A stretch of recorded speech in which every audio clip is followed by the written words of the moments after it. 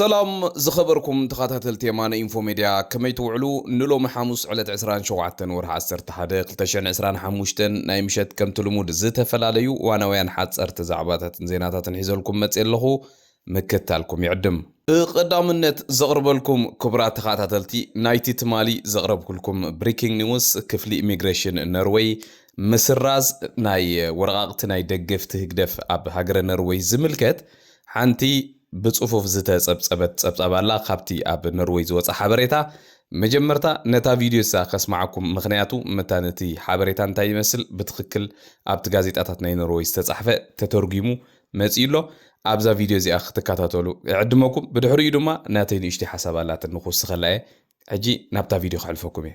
كفل إميغريشن نروي منبر فقد دقفت هقدف كسرز جميرهم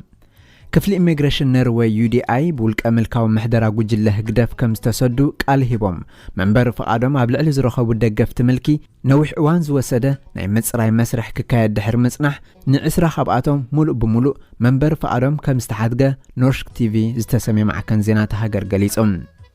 اتي حموش بز عبالاتاو قجله زقمه نا UDI مرماريت كوميته دقفت هقدف كنسهم عبتا هاجر بناي تقفعنا قال بمهاب مسل عبل زرخبو 235 نرويجاوያን ኤርትራውያን ንخلت ዓመታት ዘቐጸለ حبوب مسرح مصراي كغبرلهم مصنحو ዝተገልጸ ኮይኑ ንበደላት ጉጅለ ህግረፍ ኣመኽንዮም ዕቁባ ሓቲቶም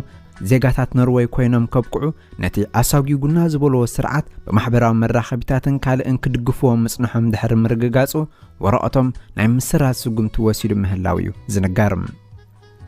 مرماريت ጉጅለ خኢላታት UDI ኣብ ዙርያቶም ንጉጅለ ህግደፍ ዝድግፉ ኤርትራውያን ስደተኛታት ተዘዋዊሩ ሓበሬታ ከእክብ ምጽንሑ ዝገለጸ ማዕከን ዜና ኖርዌይ ማሕበራዊ መራኸቢታቶም በመበርባር ካብ ኖርዌይ ዝርከቡ ኤርትራውያን ተኣለስተ ሓበሬታ በመእካብን ዝተጸንዐ ቀጻሊ ስጉምቲ ኣብ መውሳድ ምህላው እዩ ዝገልጽ እዚ ኣብ ልዕሊ ዜጋታት ኖርዌይ ብUDI ዝተዋህበ ዜግነት ናይ ምስራዝ መስርሕ ኣብ ታሪኽ ተሃገር ዝተረኣየ ናይ ፈለማ ክስተት ኮይኑ ቀንዲ ምኽንያቱ ድማ ነቲ ቃላቶም ዝሃብሉ ስርዓት ኣብ ምድጋፍ ምህላው ምዃኑ ኣብ ክፍሊ ኢሚግሬሽን UDI ሓላፊ ቁጽጽር ዝኾነ ዳግ በርባህር ዝገልጽ مرمار كوميتي UDI بدمر أستات 235 ኤርትራውያን ስደተኛታት حبريتا ناي مأكام مسرح كم استخايل زغلصت معكن حبريتا كلهم بسبب ገሰትን ውልቅ ኣምልካው محدران سرعت هجرف أمخنيوم أبتا هاجر عقبا بمحتات زيغنس توهبوم نرويجاوያን ኤርትራውያን بمخانوم زوحده 7 ዓመታት أبتا هاجر زصنحو مخانوم وسيخو زغلص كساب حجي فقط تحت 10 ኤርትራውያን ጥራይና ሰሪዝና ዘለና ዝበለ በርባርባል እንተኾነ ግን ዝያዳ ክስርሑ ዝግብኦም ጉዳይ ስለ ዘለዉ እንተዘይኮይኑ እቲ ወረቐት ናይ ምስራዝ ካብታ ሃገር ናይ ምጥራዝን መስርሕ ክቕጽል ከም ዝኾነ እዩ ዝገልጽ ሕጋዊ መንበር ፈቃድን ዜግነትን ምስራዝ ኣዝዩ ከቢድ ስጉምቲ እኳ እንተኾነ ኣብ ሕጊ ኢሚግሬሽን እቲ ሃገር ግን ሕጋዊ መሰረት ከም ዘለዎ ዝገልጽ እቲ ሓበሬታ ሓደ ወጻእተኛ ኮነይሉ ብዛዕባ ዕቁባ ምኽንያት ዘይቁና ሓበሬታ እንተሂቡ መንበር ፈቃዱ ክስረዝን ክሳብ ካብታ ሃገር ክስጎክ ከም ዝኽእልን ዝገልጽ ሰነድ ናብቶም 20 ዝኾኑ ወረቐቶም ዝተሰረዘ ኤርትራውያን ዜጋታት ከም ዝተላእኸዩ ዝገልጽ እቲ ብመንገዲ ኖርዌጃዊ ማዕከን ዜና ኖርሽክ ቲቪ ዝወጽ ሓበሬታ UDI ጉዳያት መስርሕ ዕቁባ ኤርትራውያን ስደተኛታት መሰረት ብምግባር ኣብ ልዕሊ 70 ኖርዌጃውያን ኤርትራውያን መንበር ፈቃድ ናይ ምስራዝ ፕሮጀክት ክወስድ ከም ዝኽእል ዝጠቕሰ ኮይኑ ኖርዌይ ولا كان مسل زيغاتات ناي مغاحات سغمت انت زي وسدت اتي كساب كاب هاجر ناي مبرار سغمت انت تتكبيرو ግን ቀንዲ ምኽንያት ባዕሎም እቶም ዜጋታት መስጉጅለ ህግደፍ ዝመስረትዎ ምሕዝነት ኣብ ናይ ዕቁባ ቃሎም ዝፈጠሮ ምድነጋር ምዃኑ UDI ዘረድም UDI ቀጺሉ እቶም ሓተት ዕቁባ ኣብ ኤርትራ ካብ ወተሃደራዊ ኣገልግሎት ሃዲሞም ከም ተሰዱን ዳግማይ ናብታ ሃገር እንተ ተመሊሶም ከቢድ ነገር ከጋጥሞም ከም ዝኾነን ብምግላጽ ኣብ ኖርዌይ ፈቃድ ምርካቦም ዝጠቐሰ ኮይኑ ይኹን እምበር ድሒሩ ኣብ ዝተገብረ መርመራታት ግን እቶም ስደተኛታት ነቲ ኣሳጊጉና ዝበልዎ ስርዓት ብንጥፈት ከም ዝድግፍዎ ዘረድእ እኹል መርትዖም ስናዱ ብምጥቃስ ሕቶ ዕቁባ ምርካቦም ቁኑዕ ውሳነ ይነበረን ብምባል መንበር ፈቃዶምን ዜግነቶም ንምሕዳግ ምውሳነ እዩ ዘረድም ድሕርቲ ኣብ ጎደናታት ኖርዌይ ኣብ መንጎ ደገፍቲ መልክን ተኣለስትን ዝተኻየደ ባእሲ ፖሊስ ሓያለ ሰነዳት ክእክብ ምኽኣሉ ነቲ ናይ መርመራን ዳሕሳስን መጽናዕቲ ንቕድሚት ክስጉም ከም ዘኽኣሎ ዝጠቐሰ ቨርባል ኖርዌይ ብናይ ሓሶት ምስክርነት መንበር ፈቃድ ሒዞም ዝነብሩ ዜጋታት መሰል ክትህቦም ከም ዘይኮነት እዩ ዘተሓሳስብ ስለዚ ክቡራት ተኸታተልቲ ከምዛ ኣብዛ ቪድዮ ዝሰማዕኹሞ ክፍሊ ኢሚግሬሽን ኖርዌይ ወሲድዎ ዘሎ ስጉምቲ ኣዝዩ ዓብ ስጉምቲ ኣብ ካልኦት ሃገራት እውን ዋላ ሓደ ግዜ ይግበር እንተኾነ ከምዚ ብጅምላ እሞ ድማ ምኽንያታዊ ብዝኾነ መገዲ ብመጽናዕቲ ዝተሰነየ እቶም ሰባት እውን ብድሕሪኡ ብሰብኣዊ መሰል ምግለን ኣሳቢቦም ተበዲልና ተሸንጢርና ምንታን ከይብሉ ብትክክለኛ መጽናዕቲ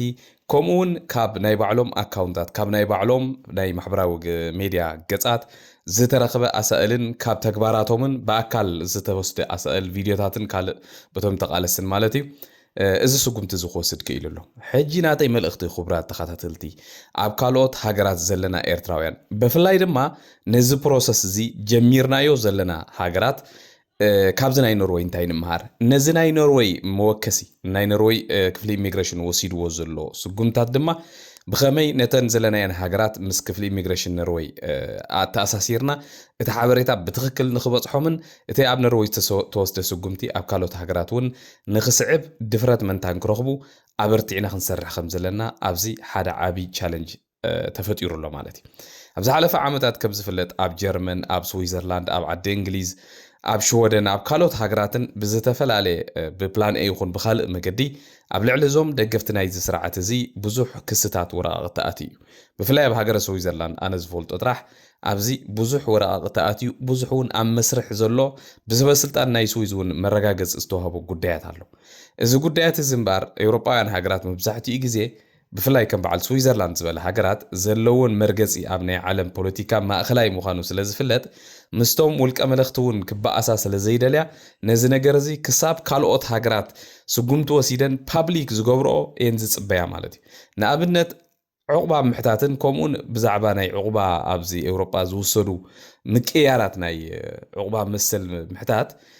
ገለ ሃገራት ኣቕዲመን ስጉምቲ ምስ ወሰዳ እተን ብድሕሪአን ተመሳሳለ ስጉምቲ ዝወስደ ሃገራት ካብ ኣምነስቲ ኢንተርናሽናል ይኹን ካልእ ይኹን ዝመፀ ነቐፌታ ከምዘየለ ስለ ዝፈልጣ ነተን ካልኦት እየን ዝፅበያ ማለት እዩ ሓንቲ ሃገር ዝኾነ ናይ ኢሚግሬሽን ምቅያር ክትገብር ይፅበያ እሞ ምስ ገበራ ብድሕሪኡ ናታ መወከሲ ብምውሳድ ከምዚ ዓይነት ስጉምትታት ይወስዳ ማለት እዩ ስለዚ እዚ ኣብ ኖርዌይ ተፈጢሩ ዘሎ ነገር ሓደ እቶም ኣብ ኖርዌይ ዘለው ደገፍቲ ሕጂ 135 ቁጥሮም በፂሕሎ ገና ኣዝዮም ብዙሓት እዮም ኣብኡ ዝንቀሳቐሱ ብፍላይ ከም በዓልታ ሞኒካ ትበሃል ጓል ኣንስተይቲ ብተደጋጋሚ ኤርትራ እንዳኸደት ኣብ ልዕሊ ዝተቃላሳይን ኣብ ልዕሊ ካልኦት ህዛብን ኣዝዩ ኣፀያፍ ዝኾነ ፀርፍታት ማሕበራዊ ሚድያ ትፃረፍ ጓል ኣንስተይቲ በዓል ንሰን ከይተረፈ ኣብቲ ፕሮሰስ ክኣትዋ ከም ዘለዎን ኣብ ኖርዌይ ዘለው ተቃለስቲ እዚ ክቕፅልዎ ከም ዘለዎም ክነተባብዖም ኣለና ምስጋና ከዓ ክንህቦም ይግባእ ማለት እዩ ኣብ ካልኦት ሃገራት ዘለና ግን ብዙሕ ስራሕ ይፅበየና ከም ዘሎ ካብዚ ክንምሃር ንኽእል ኢና እዚ ክንብል ከለና ግን ክቡራት ሰማዕቲ ካልኦት ኤርትራውያን ምናልባት ምስቲ ስርዓት ርክብ ዘይብሎም ግን ከዓ ኣብዚ ቃልሲ ብዙሕ ተሳትፎ ዘይብሎም ኤርትራውያን ግዳይ ንኸይከውን ኣብዚ ጥንቃቐታት ዘድልዮ ጉዳይ ስለ ዝኾነ ብጥንቃቐ ክስራሕ ይግብኦ ዝብል መልእኽቲ እውን ከም መሓላለፍ ይደሊ ማለት ስለዚ ሕጂ እውን ኮንግራጁሌሽንስ ኖርዌይ ካልኦት ሃገራት እውን እዛ ናይ ኖርዌይ እዚኣ ጉዳይ እዚኣ እንተሳሊጥና ኣብ ዲያስፖራ ዝነበረ ቃልሲ ናይ ደለይቲ ፍትሒ ብግቡእ ተዓሚሙ ጉዳይና ጉዳይ ኣብ ሃገር ዘሎ ውልቀ መላኽ ጥራሕ ክኸውን ከም ዝኽእል እዚ ኣብ ቃልስና እውን ሓደ ዓብይ ስጉምቲ ንቕድሚት ምዃኑ ክንፈልጥ ይግባአና ማለት እዩ ስለዚ ቃልሲ ብርጌድና ሓመዱ ኣብ መወዳእታ እንታይ ከም ዘፍረየ እዚ ምልክት እዩ ቀፂለ ዘቕርበልኩም ክቡራት ተኸታተልቲ ኣብ ዝሓለፈ ቅድሚ 2-3 መዓልቲ ኣቢሉ ብዛዕባ ናይ ኣሜሪካ ወተሃደራውያን መራሕቲ ወተሃደራውያን ኣዘዝቲ ኣብ ኣፍሪቃ ኣብ ኢትዮጵያ ዝገበርዎ ዑደት ኣብዚ ኣቕሪበልኩም ነይረ ከምኡውን ናይ ፈረንሳ ናይ ጣልያን ናይ ሩስያ ናይ ካልኦት ሃገራትን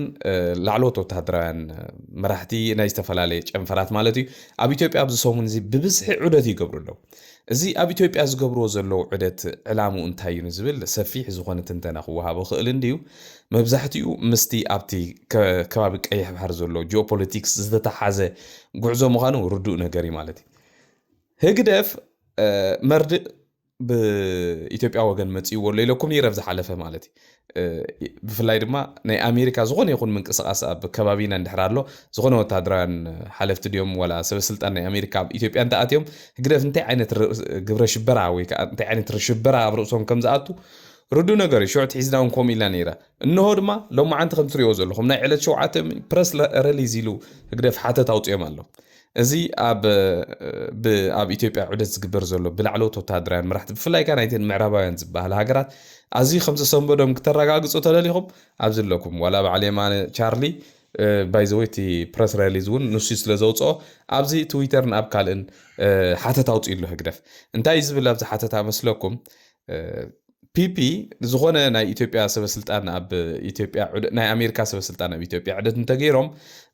ምስ ኢትዮጵያ ሓቢራ ክትሰርሕ ከም ትደሊ ኣሜሪካ ከታልል ዝገበሮ ፕሮፓጋንዳ እዩ እምበር እቶም ናይ ኣሜሪካ ኣብ ኢትዮጵያ ዕደት ዝገበሩ ወታደራውያን ሓለፍቲ ሲ ብዛዕባ ኣብ ሶማል ዘሎ ጉዳይ ናይ አልሸባብ ክዘራረቡ እዮም መፅኦም ገለ ዝብል ብዙሕ ትንተናታት ሂቦም ኣሎ ዝገርመኩም ነገር ባዕሉ እቲ ናይ ኣሜሪካ ኣብ ኢትዮጵያ ጀነራል አንደርሰን ዝበሃል ኣብ ኢትዮጵያ ዕደት ዝገብር ዘሎ በዓል ስልጣን እንታይ ኢሉ ኣብዚ ከባቢ ናይ አልሸባብ ይኹን ኣብዚ ቀይሕ ባሕሪ ዘሎ ኩሉ ስትራቴጂካዊ ምንቅስቃሳት ኣዝዩ ንረብሓና ኣገዳሲ ስለ ዝኾነ ኣብዚ መፂና ነዚ ነገር ንምቁፅፃር ምስ ኢትዮጵያ ዝተፈላለየ ስምማዕ ተፈራሪምና ኣለና ኢሉ እውን ባዕሉ መግለፂ ሂቡ ትማሉ እውን ኣብ ዝተፈላለየ ቦታታት ናይ ኢትዮጵያ ክዛወሩ ይውዒሉ ማለት እዩ ናይ ካልኦት ሃገራት ናይ በዓል ጣልያን እታ ቅድሚ ኣዋርሕ ምስ ኤርትራ ክንደይ ውዕል ፈሪማ ተባሂሉ ኣብዚ ኣራግፅ ወዲኦምና ዝነበሩ ሕጂ ግልብጥ ኢላ ምስ ኢትዮጵያ ኩሉ ነገራት ትገብር ዘላ ማለት እዩ ብጣዕሚ ዝገርመኩም ህግደፍ ኣብ ዝኾነ ይኹን ዓመት ኣብ ዝኾነ ይኹን እዋን ሓንቲ ትኹን ፖለቲካ ሰሪሑ ከም ዘይፈልጥ ብዙሓት ሰባት ንህግደፍ ከም ሓያል ፖለቲከኛ ወይ ንኢሳያስ ከም ሓያል ናይቲ ከባቢ ፖለቲከኛ ገለ ዝቆፅሮ ሰባት ኣለዉ እዚ ብዙሕ ዘካትዒ ኢሳያስ ኣብ ድኽመት ናይ ካልኦት ሃገራትን ኣብ ክፉእ ነገራት ወይ ከዓ ኔጌቲቭ ዝኾነ ነገራት እንተዘይኮይኑ ንሃገር ክጠቅም ዝኽእል ንከባቢ ረጂናል ፒስ ክጠቅም ዝኽእል ዝኾነ ይኹን ዓይነት ብቕዓት ከም ዘይብሉ ኣብዚ ክትረጋግፅ ትኽእል ኢኻ በዓል ኣብይ ኣሕመድ ናይ ትማሊ ተምሃሮ ናቱ ዝነበሩ ክንብሎም ንኽእል ይሕመቕ ይፀብቕ ኣብዛ ሰዓት እዚኣ ካብ ህግደፍ ዝሓሸ ፖለቲካ ዝሰርሑ ዘለዉ ሳቶም እዮም ከምኡ እንተዘይኮውን ነይሩ ኣብዚ እዋን እዚ ኣሜሪካ ትኹን ካልኦት ሃገራት ይኹን ኣብ ጎኒ ኤርትራ ደው ክብላ ምኽኣላ ነይረን ግን በየናይ ፖለቲካ በየናይ ዝተሰርሐ ማእስ ዝተሰርሐ ፖለቲካ ደው ክብላ በዚ ኮይኑ በቲ ግን እቲ ናይ ህግደፍ ፍርሒ ከም ዘለዎ ይቕፅል ኣሎ ዕብዳን ኣትይዎም ኣሎ ህግደፍ ነዚ ኩነታት ኣብ ከባቢና ዘሎ ግን ነዚ ይመስል ኣብዚ ሰሙን እዚ ማለት እዩ ካልእ ዝቕርበልኩም ክቡራ ተኸታተልቲ ሎማዓንቲ ኣብ ናይ ትግራይ ነጠፍቲ ማሕበራዊ ሚድያ አክቲቪስትስ ሓንቲ ዝረኣኽዋ ብጣዕሚ ዝገረመትኒ ፖስት ርእሲ ናብዚኣ ከቕርባ ተገዲደ እንታይ እትብል መሲልኩም ከተርቲ ተታሒዞም እያ ትብል ኣብዛ ከም ዝሪእዋ ዘለኹም ብዙሓት ክፅሕፎ ውዒሎም ነይሮም ሎማዓንቲ እቲ ዝገረመኒ ነገር ግን ብዙሓት ሰባት ዘይስተውዓልሉ ግን ከዓ ኣዝዮም ብዙሓት ኣብቲ ኮመንት እውን ዝጠቐስዎ ነገር እንተሎ ክልተ ሰባት ይብል ኣብ ትግራይ ዝተታሕዙ ከተርቲ እዮም እዩ ዝብል ንሓደ ከባቢ 400,000 ናቕፋ 400,000 ብር ዘይኮነስ ናቕፋ ሒዙ ካብ ዓድዋ ኣብቲ ከባቢ ዓድዋ ዘሎ ዓድታት ማለት እዩ እንዳተንቀሳቐሰ ከሎሲ ብሞተር ሳይክል ገይሮም መፂኦም ከቲሮሞ ገንዘቡ ከቲሮም ናብ ዓድዋ እንዳኣተው ከለው ተታሒዞም ኣብ ሕጊ ውዒሎም ከተርቲ ተታሒዞም ዝብል ዜና ሎማዓንቲ ክሰምዑ ኢለ ሕጂ ገሪምን ነው ብዙሓት ከዓ ገሪምዎምስ ሕቶታት ከማን ክሓቱ ጀሚሮም መጀመርታ ከነሓቶ ዘለና እዚ 400 ሓደን ገደሉ 450,000 ናቕፋ ሒዙ ኣብ ውሽጢ ትግራይ ካብዚ ናብዝን ቦታ ክንቀሳቐስ ዝፀንሐ ሰብሲ ንሱ ዲ ገበነኛ ዋላ ስቶም ንዑ ዝኸተርዎ ገበነኛታት ዝገርም ነገር እዩ ማለት እዩ ብዓይኒ ሕጊ እንተመፂኻ ቀዳማይ መጀመርታ ክሕተት ዘለዎ ናይ ካልእ ሃገር ካረንሲ እሞ ድማ ኣብዚ ሕጂ እዋን ዝኾነ ይኹን ሕጋውነት ዘይብሉ ካረንሲ ኣብ ውሽጢ ካልእ ሃገር ሒዙ ዝንቀሳቐስ ሰብ መጀመርታ ክትሓዝ ግብኦ ንሱ ይኸታር ወይ ከዓ ዝኾነ ገበን ከም ዘለዎ ዝፍለጥ ትዝገርመኩም ግን ክቡራት ተኸታተልቲ እዚ ሰብ እዚ መን ክኸውን ከም ዝኽእል ኣብኡ ከለኹም ገሚትኩም ዶ እንታይ ይሰርሕ ሰብ ከም ዝኾነ ገሚትኩም ዶ ኣብ ዝሓለፈ ኣዋርሕ ወይ ኣብ ዝሓለፈ 3-4 ኣዋርሕ ብተደጋጋሚ ኣብዚ እውን ነቕርቦ ዝነበርና ብዙሓት እውን ዘቕርቦ ዘለው ኣብ ከባቢ ዶባት ኤርትራን ትግራይን ብሽም ጽምዶ ተባሂሉ ዝግበር ዘሎ ድራማ እቲ ዝዓበየ ንግዲ ምዝውዋር ናይ ኮንትሮባንድን ናይ ደቂ ሰባት ብሂወቶም ከለው ንግድን ኣብኡ ተጀሚሩ ከም ዘሎ ነጊርና ነርና ብመሰረቱ ነቲ ጽምዶ ዝበሃል ካብቶም ዝዓበዩ ዕላማታት ሓደ ናቱ ኣብቲ ከባቢ ዝግበር ናይ ሰባት ምዝውዋር ከምኡ ናይ ኮንትሮባንዳ ምዝውዋር እዚ ምንጫእታዊ ናይ ብዙሓት ላዕለዎት ሓለፍቲ ብወገን ኤርትራ ይኹን ትግራይ ዘለው ኮይኑ ከም ዘሎ ኣብ ዝሓለፈውን ነጊርናኩም ነርና ብተፍትሽ በዚ ኬላ ማለት እዩ ቼክ ፖይንትስ ብዝኾነ ይኹን ፀገም ወታደራዊ ሰላምታ እንዳሃቡ ካብ ኤርትራ ናብ ዓዲግራት ናብ ዓድዋ ናብ ካልኦት ከተማታት ናብ ሽረ ከተማታት እንዳእተው መንእሰያት ናይ ኤርትራ $4,500 እዚ ማለት ብብር ክግመት ከሎ ከባብ ፍርቂ ሚልዮን ወይ ክሳብ 800,000 ገለ ከባቢ ዝኸውን ብር ማለት እዩ ብነቕፋውን ካብ 50 ክሳብ 67,000 ንሓደ ሰብ እንዳኽፈሉ ኣብቲ ከባቢ ዕሙር ዝኾነ ናይ ደቂ ሰባት ንግዲ ተጀሚሩ ከም ዘሎ በዛ ፖስት እዚኣ ክንርዳእ ንኽእል ኢና ማለት እዩ ብዙሕ ሰብ ግን ኣብቲ ሜድያታት ናይ ትግራይ እውን ከእምነቶም ከተርቲ ነቲ ሰብ ዝሓዝዎ ጥራሕ ብዛዕባ ናቶም ጥራሕ ዜና ገይሩ ምፅኢስ ብዛዕባኦም ክዛረፈት ኢኖም ኣነ ግን ብከምዚ የርእያ እዚ ድማ ሎጂክ እዩ ኣብቲ ከባቢ ክንድዚ ዝኣክል ገንዘብ ሒዙ ዝንቀሳቐስ ሰብ ብዘይ ዝኾነ ይኹን ነገር ምስቲ ኣብቲ ከባቢ ዝካየድ ንግዲ ዝተተሓዘ ጥራሕ ይኸውን ዝኽእል ካልእ ወላ ሓንቲ ምክንያት ከምፁልና ይክእሉን እዮም ብምቕፃል ዘቕርበልኩም ድማ ኮብራ ተኸታተልቲ ኣምባሳደር ቲቦር ናጊ መሓዛ ቃልሲ ብርጌድ ንሓመዱ ሓፈሻዊ መሓዛ ተቃለስቲ ኤርትራውያን ዝኾነ እቲ ኣብ ኣዲስ ኣበባ ኣብ ዝሓለፈ ሳምንታት ኣብ ዝሓለፈ ሰሙን ማለት እዩ ብግንባር ህዝባዊ ማዕበል ብርጌድ ንሓመዱ ዝተኻየደ ዕውት ዝኾነ ዋዕላ መጻኢ ናይ ኤርትራ ዘእንፍት ወይ ከዓ መጻኢ ናይ ኤርትራ ድሕሪ ኢሳያስ ዘእንፍት ፕላን ሒዙ ዝወፀ ኣገዳስን ዕውትን ዋዕላ ከም ዝነበረ ንዑ ድማ እንቋዕ ሓጎሰኩም ተቃለስቲ ብርጌድ ንሓመዱ ዝብል ኣብ ናቱ ማሕበራዊ ሚድያ ከምዚ ትርእይዎ ዘለኹም ኣስፊሩሎ ማለት እዩ ንሕና እውን ስለቲ ካብ መጀመርታ ጀሚርካ ቃልሲ ብወፅዓን ህዝቢ ኤርትራ ተረዲእካ ኣብ ጎኒ ዞን ተቃለስቲ ደው ዝበልካ ክቡር ኣምባሳደር ቲቦር ናጊ ኣዚናና ነመስግነካ ክቡራት ሰማዕቲ በዛ ኣጋጣሚ እቶም ትዊተር ወይ ኤክስ ንጥቀም ኩላትና እዚ ኣምባሳደር እዚ ኩሉ ግዜ ኣብ ትዊተር ዝጽሕፎም ጽሑፋት ብፍላይ ድማ ምስ ቃልስናን ምስ ኤርትራን ዝተተሓዘ ጽሑፋት ኣብኡ ኣትኹም ክተተባብዑን እቶም ንሱ ሓንቲ ፖስት ክጽሕፍ ከሎ ብዝተወደበ መልክዑ መጽኦም ደብዳብ ዝገብሩሉ ደገፍቲ ናይቲ ስርዓት እውን ኣብኡ መጽኹም ግብረ መልሲ ክትህብዎምን በዛ ኣጋጣሚ ጸውዒተይ ክቐርበልኩም ደሊ ንምንታይ ተልኩምኒ ንሱ ቦኦም ዝድሃል ኣይኮነን ማዕረ ናይ ሓንቲ ዓባይ ሃገር ኣምባሳደር ኮይኑ ዝሰርሕ ሰብ ብኸምሳት ዝድሃል ሰብ ከም ዘይኮነ ርዱእ ነገር እዩ ማለት እዩ ግን ከምዚኦም ዝበሉ ሰባት እቶም ኣብኡ መጽኦም ዝዕገርግርዎም ደገፍቲ ናይቲ ስርዓት ሓሶት ክዝርግሑ ከለዉ ፕሮፓጋንዳ ክገብሩ ከለዉ ንሕና ድማ ንዕኦም ኣጸቢቕና ስለንፈልጦም ኣብኡ ኸይድና እንድሕርቲ ግቡእ ዝኾነ ግብረ መልሲ ሂብናዮም ንሱ ዘድክም የብሉን ጉዳዩ ድማ ኣብቲ ኣይሚን ስርሑን ኢነርጂን ድማ ኣብቲ ቃልስናትና ይኹን ኣብቲ ናቱ ህይወት ኣተኪሩ ንክሰርሕ ይሕግዞ እዩ ማለት ስለዚ ንሕና እውን ቴንኪዩ ኣምባሳደር ቲቦር ናጊ ኣብ መወዳእታ ዘቕርበልኩም ክቡራት ተኸታተልቲ ኤምባሲ ኣሜሪካ ኣብ ኢትዮጵያ ትማሊ ኣብ ናቱ ዌብሳይት ዝዘርግሖ ሓደ ካርታ ነይሩ እዚ ዝዘርግሖ ካርታ ከም ትርእይዎ ዘለኹም ምስሊ ናይ ኣፍሪካ ብፍላይ ድማ ናይ ኢትዮጵያን ናይ ኤርትራን ካርታ ከም ካልእ ዓይነት ገይሩ ብምቕራብ እዩ ኣብዚ ካርታ እዚ ከም ትርእይዎ ዘለኹም ናይ ኤርትራ ቅርፂ ካብቲ ዝነበሮ ንቡር ናብ ሓደ ስሉስ ኩርናዕ ዓይነት ቅርፂ ብምቕያር ካብ ኢትዮጵያ ፍላይ ካብ ክልላት ትግራይን ዓፋርን ብዝሕ መሬት ብምሕዋስ ገለ ድማ ብከባቢ ዓሰብ ከባቢ ጅቡቲ ዝመስል ኢትዮጵያ መሬት ብምሃብ ዝመስል ዓይነት ካርታ ተጠቂሙ ነይሩ እቲ ካርታ ስለምንታይ ካበይ ዝመጽእ ካርታ ምዃኑ ቅድሚ ሕጂ እውን ኣብ ዝኾነ ይኹን ተጠቂሙ ሰባት ተጠቂሞም ዘይፈልጥ ካርታ ከም ዓይነት ምጥቃሙ ብዙሓት ሰባት እኳ ብጌጋ ዝተገብረ ነገር ክኸውን ይኽእል እዩ ዝተበሉ ብዙሓት ግን ኮነ ተባሂሉ ዝተገብረ ኣብቲ ከባቢ እውን ዝኾነ ሓድሽ ፕላናት ሓድሽ ናይ ጂኦግራፊያዊ ምቅያራት ኩሉ ከም ዝኽእል ዘጠራጥር ነገር ዘተሓሳስብ ነገር ይክብሉ ብዙሓት ሰባት ክገልጹ ኢሎም ነይሮም ማለት እዩ በዚ ኮይኑ መተ ግን ህግደፍ በዛ ኣሳቢቡ ዝተፈላለዩ መግለጺታት ዝተፈላለዩ ቅሬታታት ክገልጽ እኳ እንተጸንሐ ሎማዓንቲ ኤምባሲ ኣሜሪካ ኣብ ኢትዮጵያ ነቲ ኣውፅዎ ዝነበረ ካርታ ካብ ናቱ ዌብሳይት ኣልይዎሎ ማለት እዩ እዚ ዝተለጢፉ ዝነበረ ካርታ ንምንታይ ዕላማ ከም ተገብረ ምናልባት መንግስቲ ኣሜሪካ ክሳብ ሕጂ ወግዓዊ ዝኾነ ይቕረታ ይኹን ካልእ መግለፂ ስለዘይሃበ ኣብ ዝቕፅል ዘሎ መዓልታት ካብኡ እንድሕር ደኣ መግለፂ ተዋሂቡ መፂና ኣብዚ ክነቕርበልኩም ኢና ክቡራት ተኸታተልቲ ዝኸበርኩም ሰማዕትና ንሎሚ ናይ ምሸት ኣዳልየልኩም ዝነበርኩም መደባት እምበኣር ነዚ ዝመስል ኣብ ዝቕፅል ዘሎ መደብና ክሳብ ንራኸብ ድሓና ምሲዩ